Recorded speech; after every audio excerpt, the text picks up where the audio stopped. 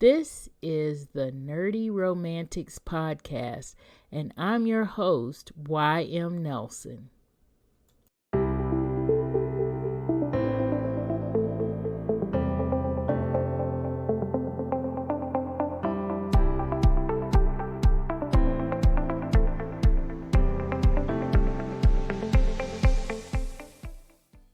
Hello, Nerdy Romantics. Today we're going to talk about Star Trek Season 3, the final season of Star Trek Picard.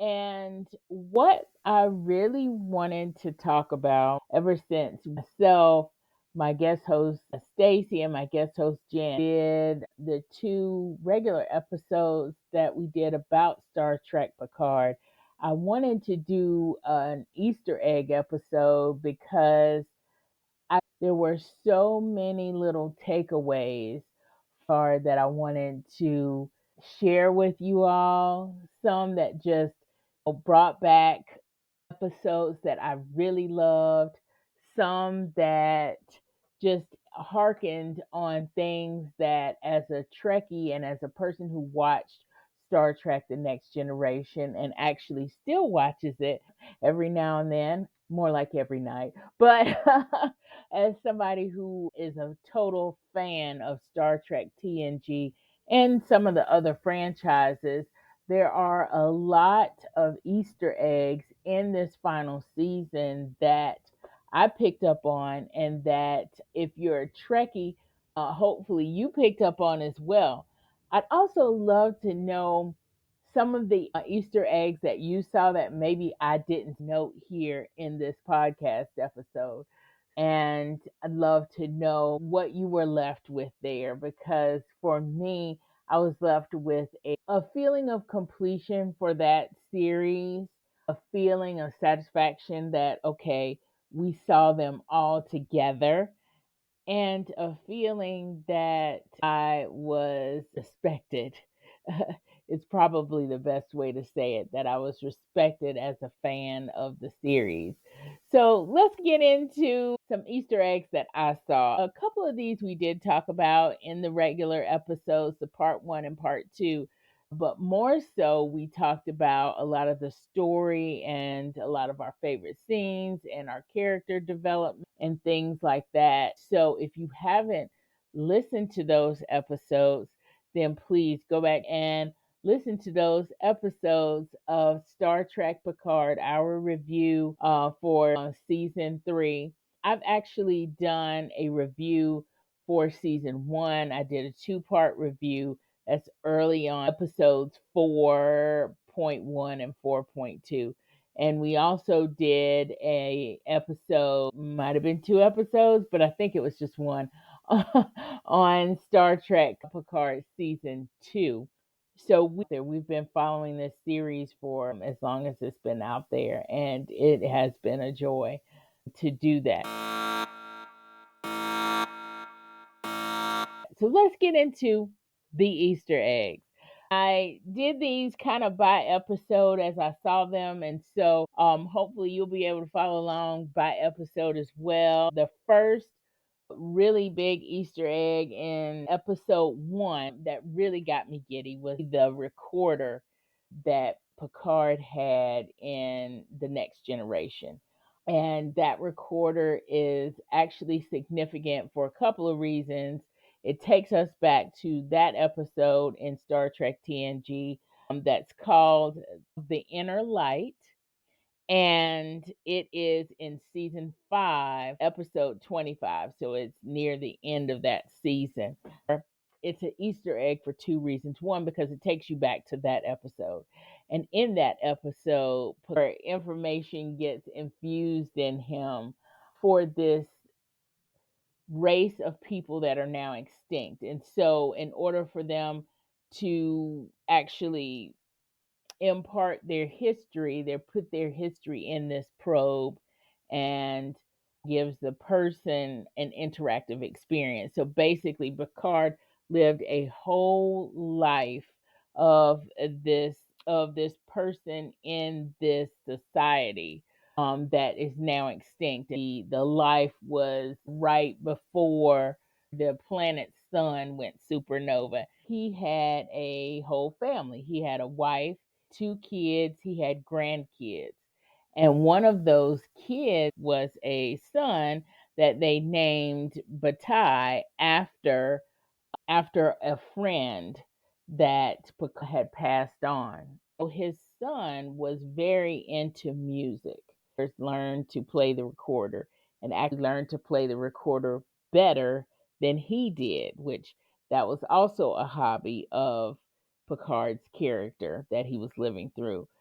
Once they drug the probe into the Enterprise, and there was a recorder that was in that probe. That's why he still has that recorder on Star Trek Picard, because that was an actual physical thing that he got from that experience. But the second part of this Easter egg is that in this episode on TNG, The Inner Light, Batai, his son, he's constantly playing this melody over and over again. And so the melody that he plays is part of the theme song in seasons 1 and 2 of Star Trek Picard. So if you go back to season 1 of Star Trek Picard and season 2, you'll hear that melody that Ty is learning to play in The Inner Light. That was a mega Easter egg, if you will, for that episode. We're looking at him packing up. Him and Laris are packing up because they are headed to make a life for themselves somewhere else. Picard is actually in his office at his desk. So this is where we see the recorder first. But we also see a couple other things on his desk. And one other thing that we actually see is this big sculpture. And this is an Easter egg from a TNG episode where Picard is being pulled into this anthropological mystery. One of his old professors is actually trying to chase down and trying to get pieces of this anthropological puzzle. And he's getting pieces of code from an ancient civilization. So this episode is called The Chase. It's in season 6, episode 20.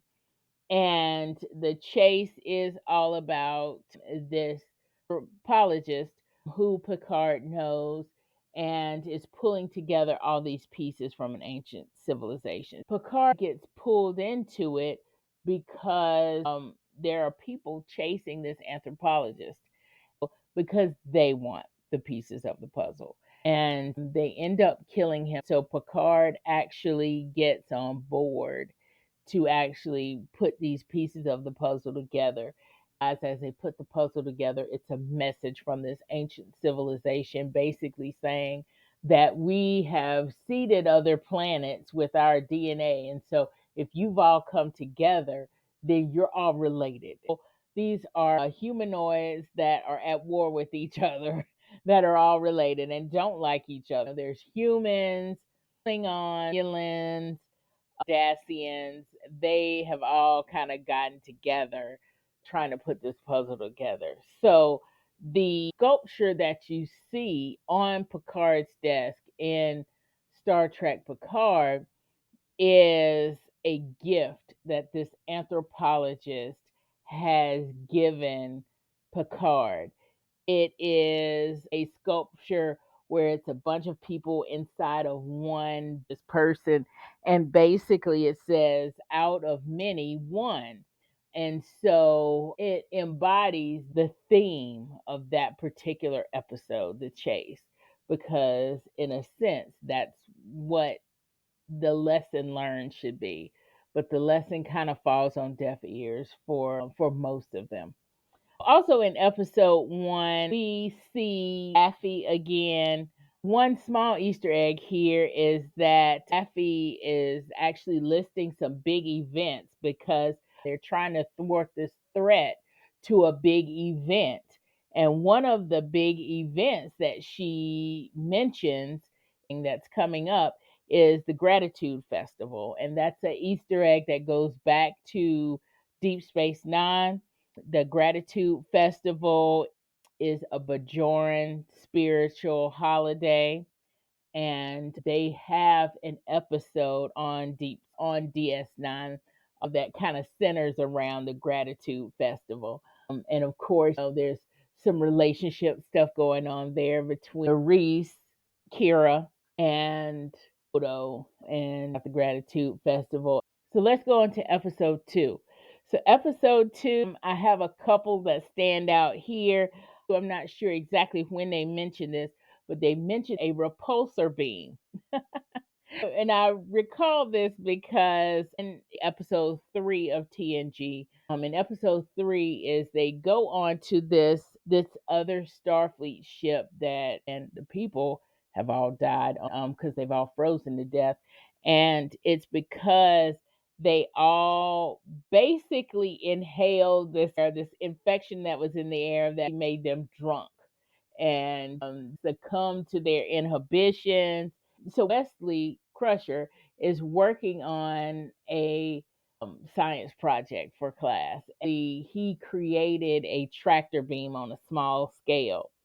So then he said this can work as a repulsor beam. And then he uses that same kind of algorithm that he uses for his science project on the Enterprise itself and saves them from being destroyed by an asteroid hitting them.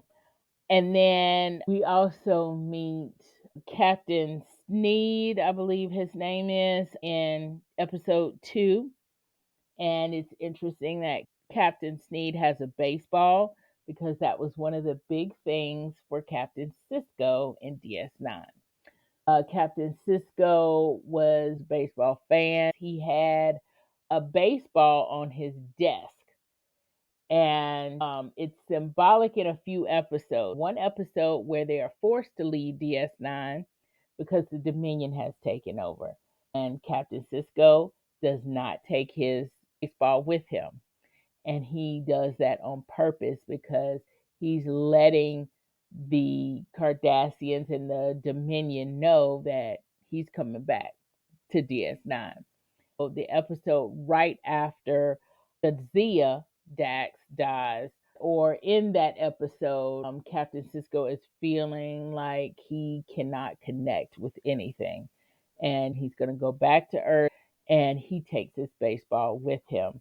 Kira notices that he took the baseball because she said it means he's not coming back. That baseball and having that there being that was symbolic on DS9 of Captain Sisko, like a symbol of his presence.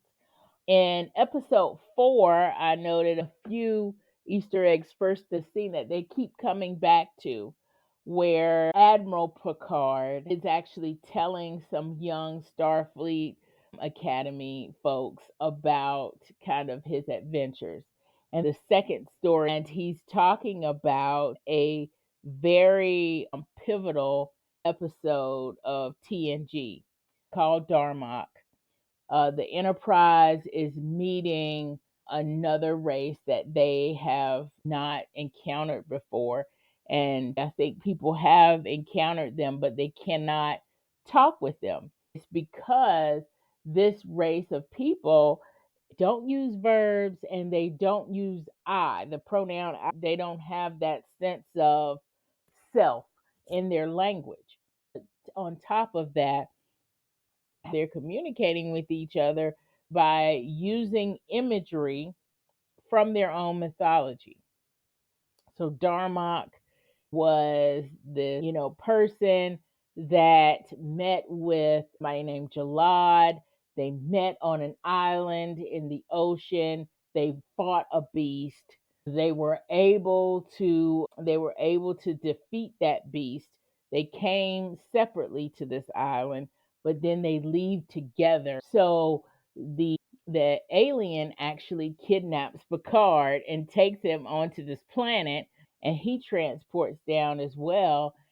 Because they have this mythology and this shared experience, they have to share an experience in order to understand the way that these people communicate. It's really amazing with this Darmok episode. It's one of those episodes that show that sci-fi goes past adventures, showing aliens and fun stuff and action to convey how human conditions and to look at how are we doing this as humans and how can we be better. And this is one of those episodes. TNG for me, the human theme throughout that series was always about social change, societal change, how we look at each other in society, how we connect with each other, how we treat each other, and human rights. DS9 was always about faith and spirituality and war and how we deal with that because they were constantly at war, and the grounding of faith with the Bajoran people and with Captain Sisko being the emissary of those people. Voyager to me was always about the environment and showing us kind of how we were messing with the environment. And the other part of it had to do with American and foreign relations as well. Those are the themes of some of the big Star Trek. And in episode 4 of Star Trek Picard, he's talking about Darmok, which is one of those pivotal human condition kind of episodes that happened in TNG. Near the end of episode 4, where they were actually going into this nebula, it reminded me a lot of Farpoint, which is episode 1 and 2 of TNG. In that nebula, there were a lot of jellyfish looking creatures, which is the same kind of creatures that were being exploited in episodes 1 and 2 of TNG. They were actually creatures who could turn energy into matter, and one of them was being exploited on this planet, and they were calling it Farpoint Station. Also in episode 4, they're being did through an asteroid field, and that harkened back to this TNG episode where they have to direct themselves through an asteroid field that is charged, where they can't just warp out of that asteroid field. It's like a booby trap. It had brought in a very old, like centuries old ship called the Prometheus, by the way. So as they were kind of being directed through that asteroid field, it reminded me a lot of that particular episode. In episode 5, there are a lot of little reminders about past TNG episodes. So many that I didn't even write them down because there were so many. But one of the big ones is that we see at the end of episode 5, we see Rolaren. And this is a big Easter egg. Big, like huge.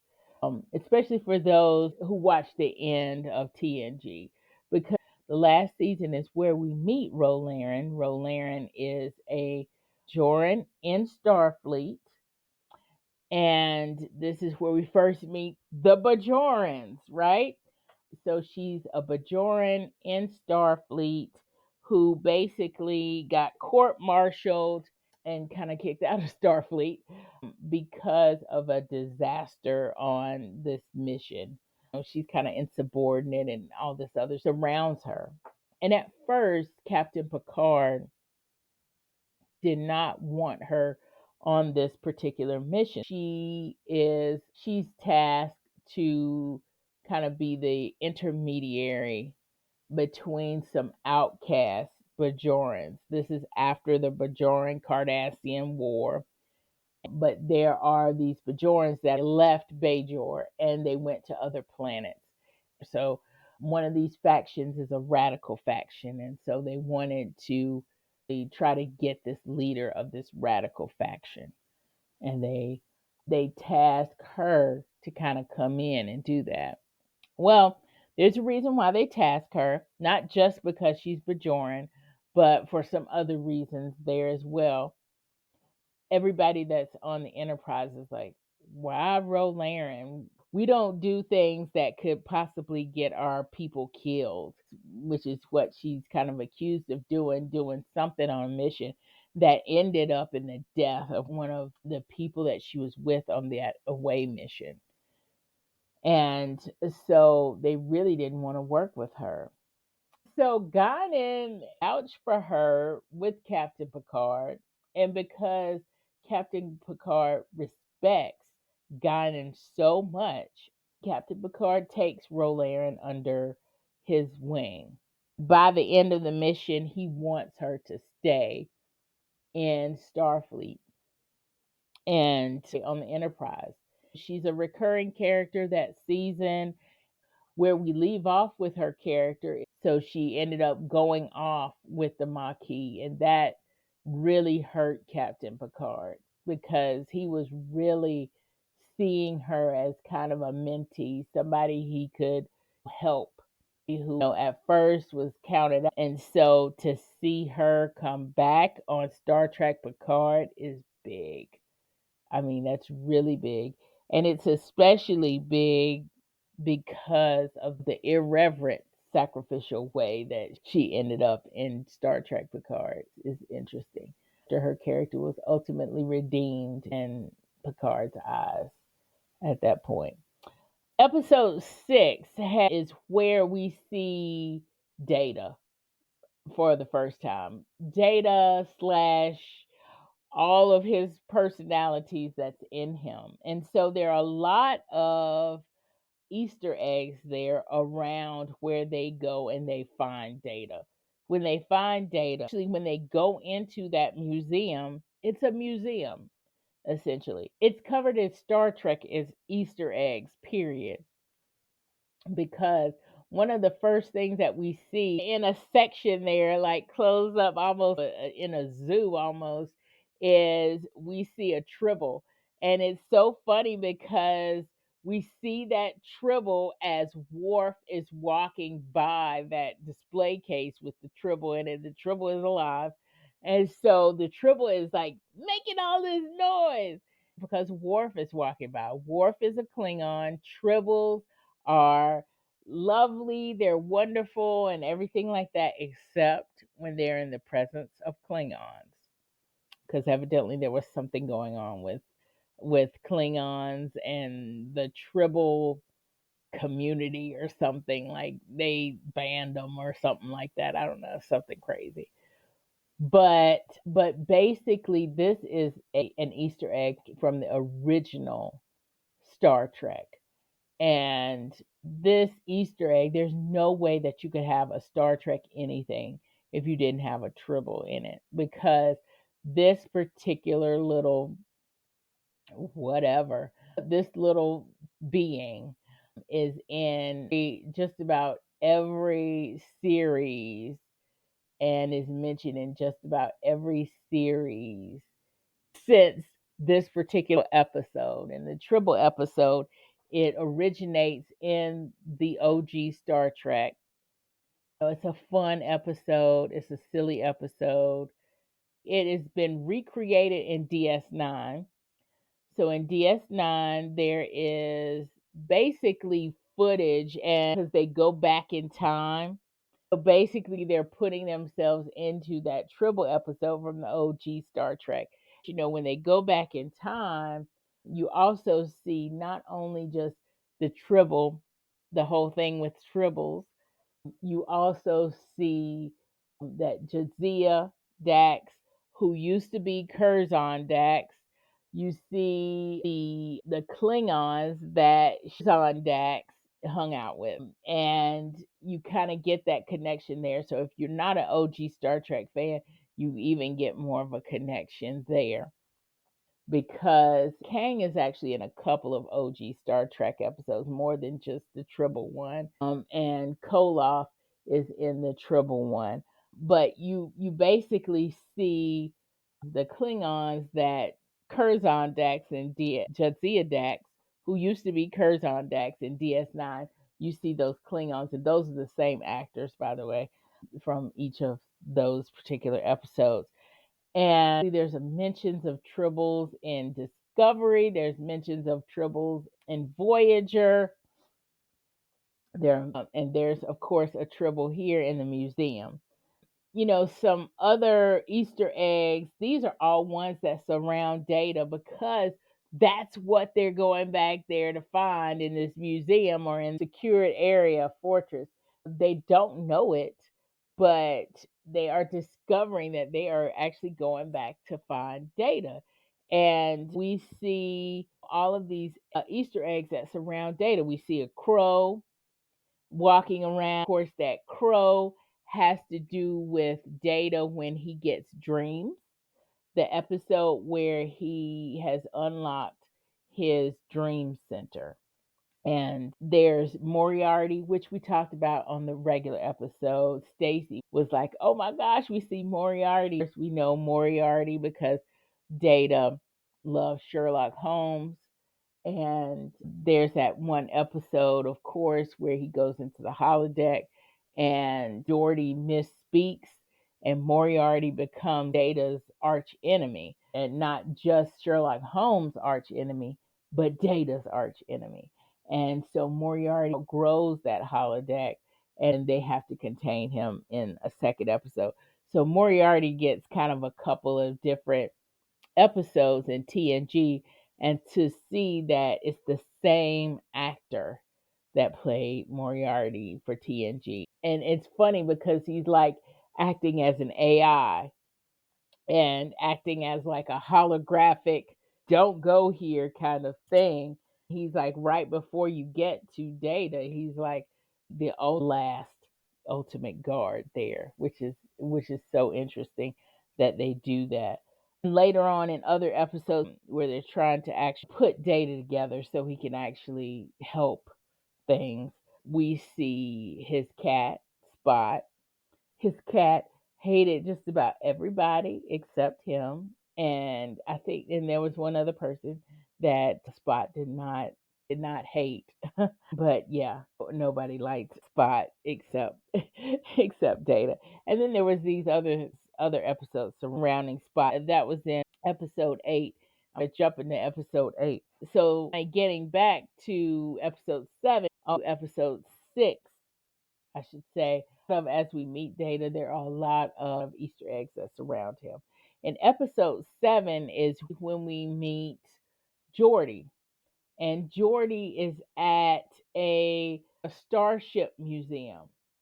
So we are seeing the Defiant, which was from DS9. That was the ship that Captain Sisko commanded in the war.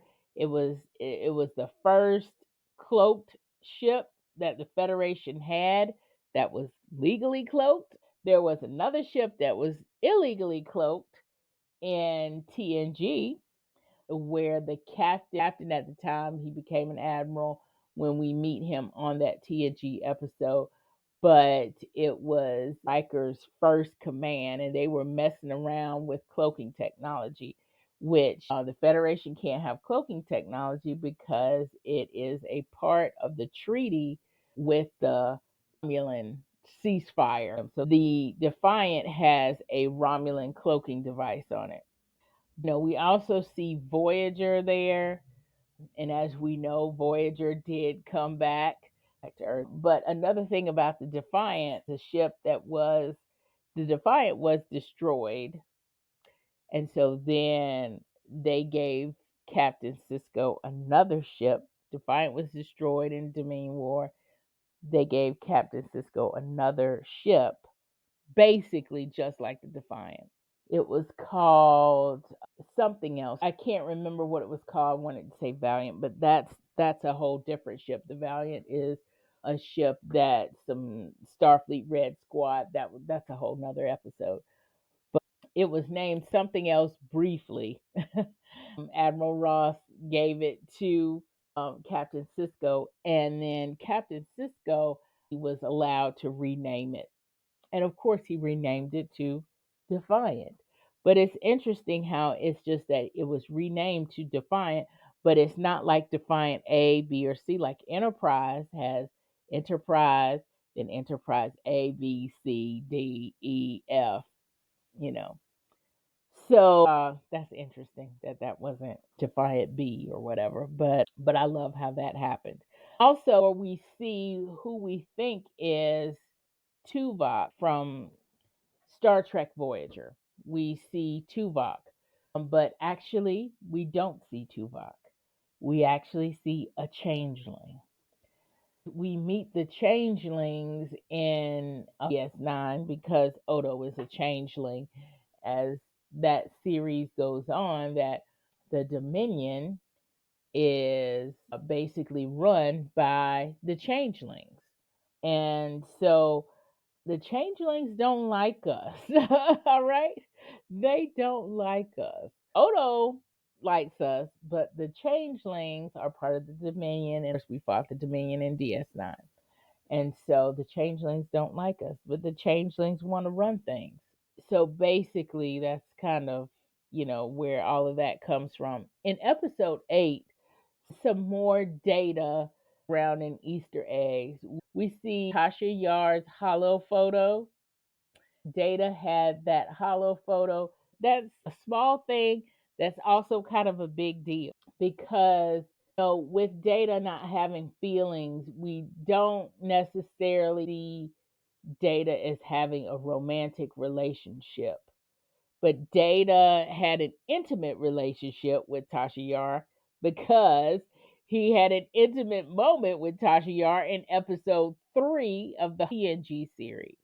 And she said at the end of that episode, and you think of it as a joke, right?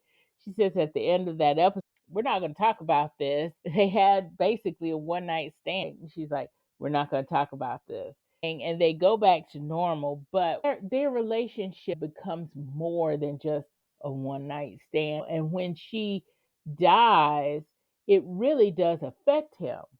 And it affects him more than any other relationship that he has.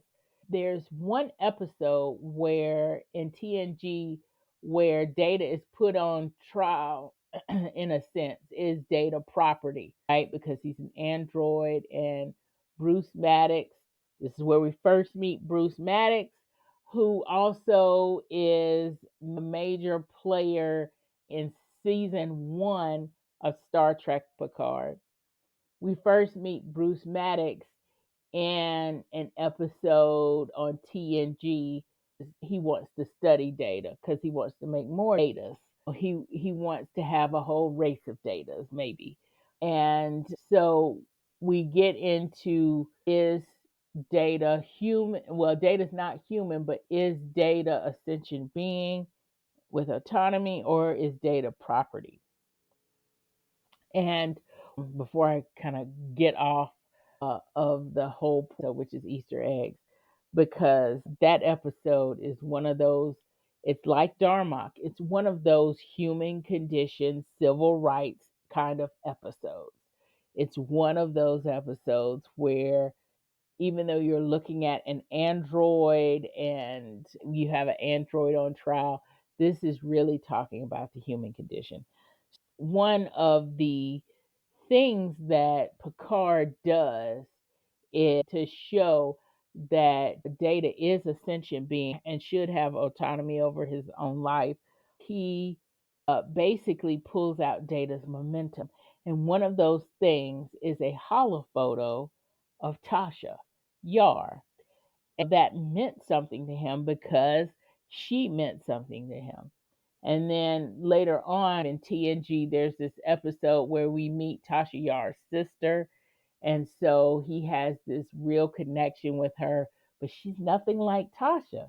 But Data wanted to believe that Tasha Yar's sister was a lot like Tasha and that he was going to have kind of another Tasha presence in his life to fill that void, because that's what he says.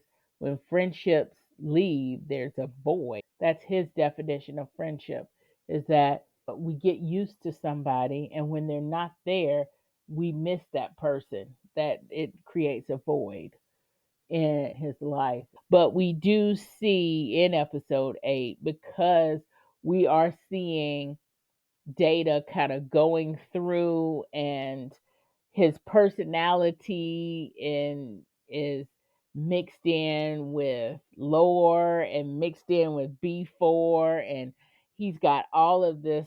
He's got multiple personality disorder basically in episode 8 of Picard. And we see all of these remembrances coming back, and those remembrances are fending off Lore's personality, because these remembrances have more value in this being. And so Data is resurgent. He's coming back. And Tasha Yar's hollow photos, like I said before, we see Spot and that cat.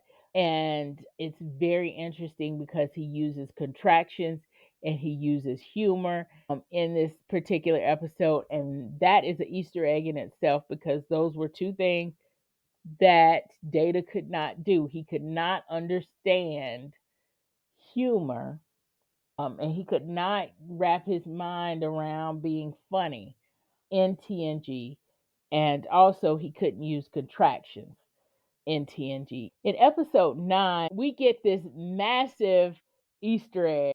We get to go back on the Enterprise D, which is the Enterprise from the next generation TNG. And they meant Enterprise E. And so we're going back on Enterprise D, but it's not really Enterprise D, because Enterprise D was destroyed, Enterprise E was destroyed, and I think we were on Enterprise F at the end of the movie, Star Trek movie installment, part 9. So they mentioned Enterprise D and they mentioned Enterprise E, but we are actually going back. They've recreated Enterprise D basically. Jordy's has redone the old Enterprise D. They have a whole moment, like all of them, when they go back on that bridge and they go in and Picard goes in the ready room and all this kind of stuff.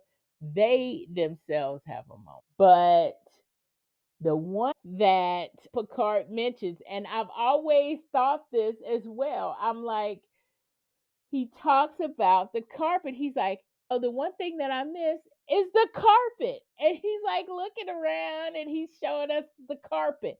And that is really essential and quintessential to Star Trek TNG. Is that Star Trek TNG is the Enterprise D is the only one that has carpet. None of the other Star Trek ships that are really prominently featured on Star Trek have carpet. None of them. That's the only one that does. And I've always thought that was like a big deal, but nobody else ever said anything about it. And the fact that he said something about it in this episode, it just blew me away. It was so hilarious. It blew me away. But there are also other like OMGs, Easter eggs that come out in episode 9, but that's the big one. But some other ones are, there is a ship in the fleet that is called the USS Pulaski. Easter egg for TNG, because as we know, Beverly Crusher wasn't the doctor the whole time on TNG. There was one season where there was another doctor that came on, and that was Dr. Pulaski. I think that's cool that they name a ship after her. I really liked Dr. Pulaski. I'm not going to say I didn't like Beverly Crusher as a doctor. I did like Beverly Crusher as a doctor, but she had some really nebulous kind of episode moments. There were a few episodes, and a lot of those centered around her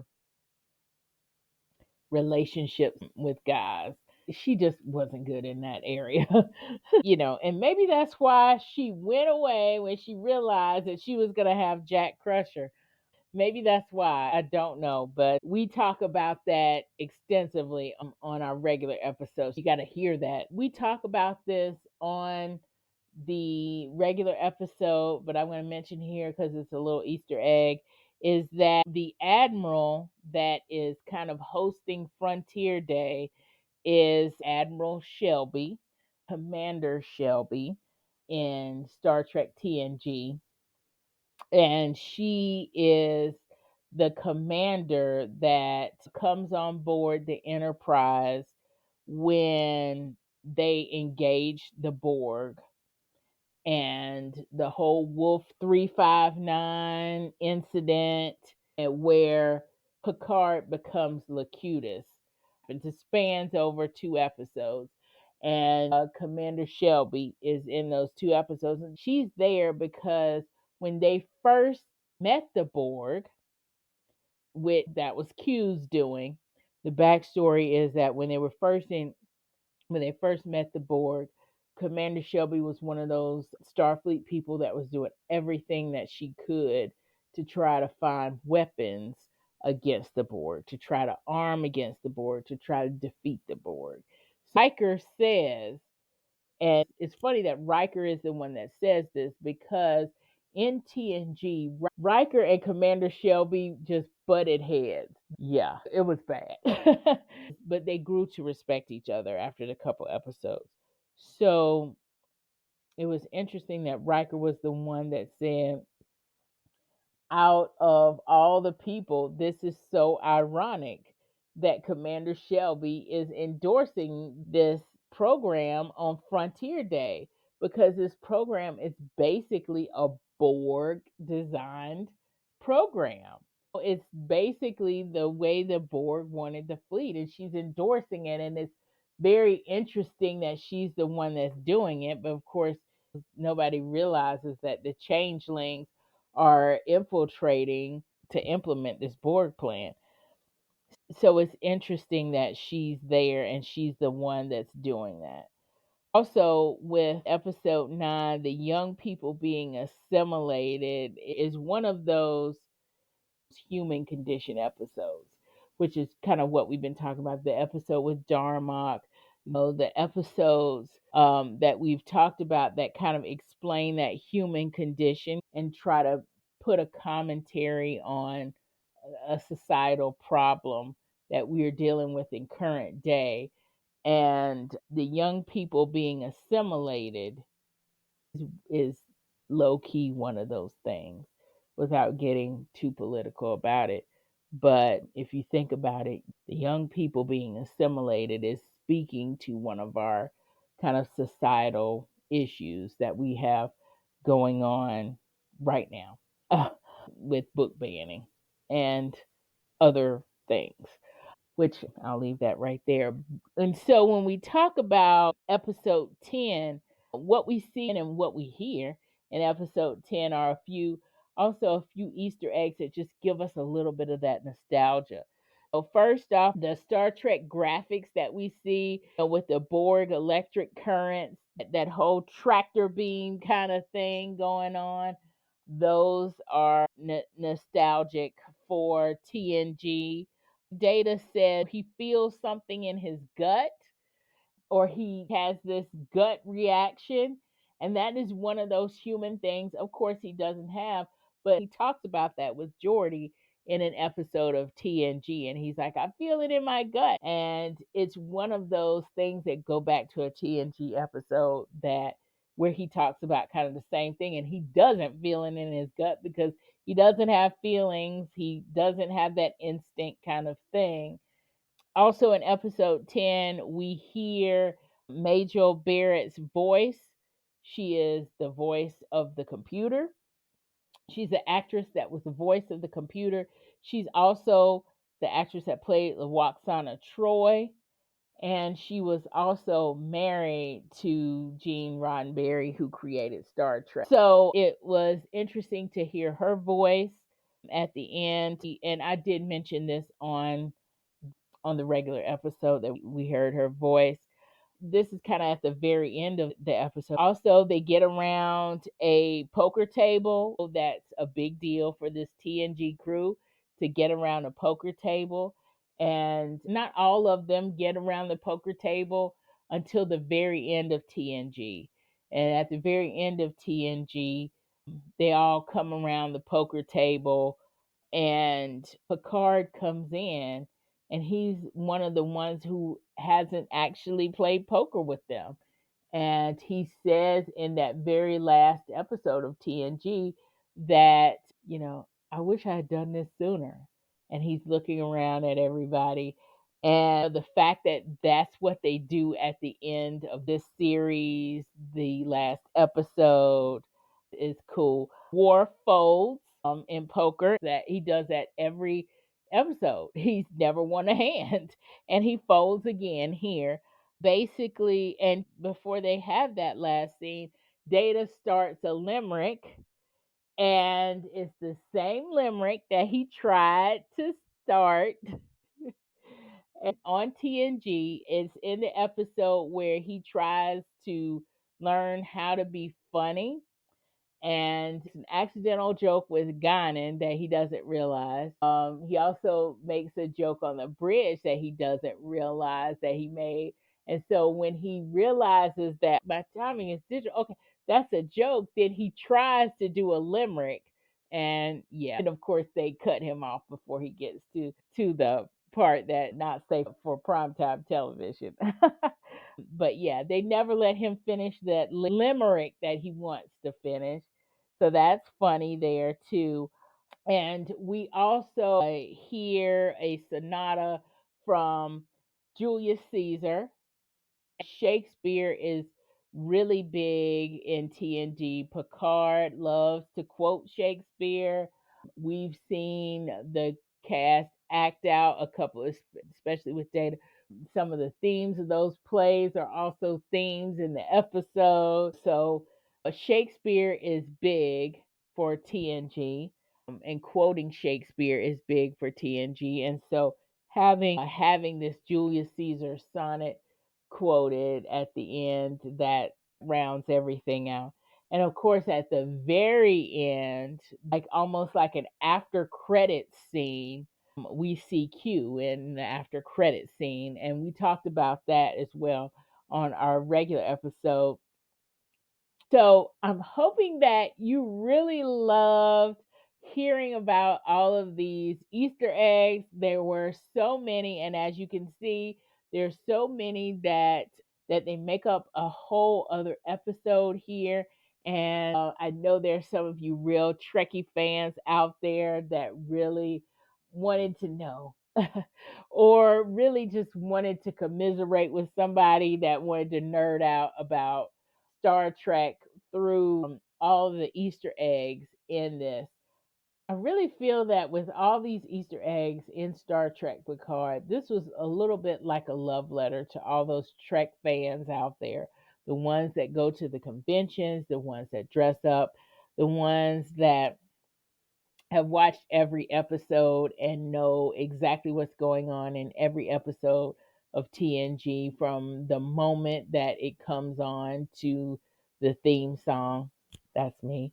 And those that are at Comic Cons and things like that. This is really a love letter to us. And I'm feeling that love, and I'm hoping that you feel that love as well, from one Trekkie to another.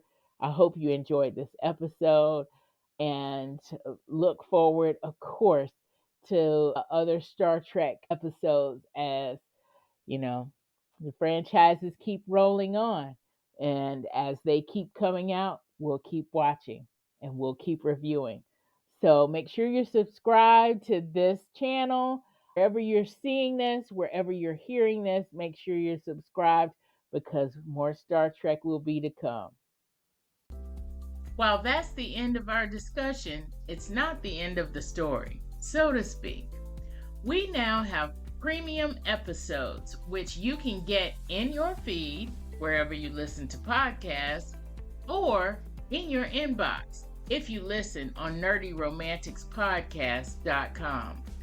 And if you want to know more about the Nerdy Romantics world, sign up for our newsletter. Visit my website at nerdyromanticspodcast.com for more details. Now that's the end of the story. Until next time, thank you for listening.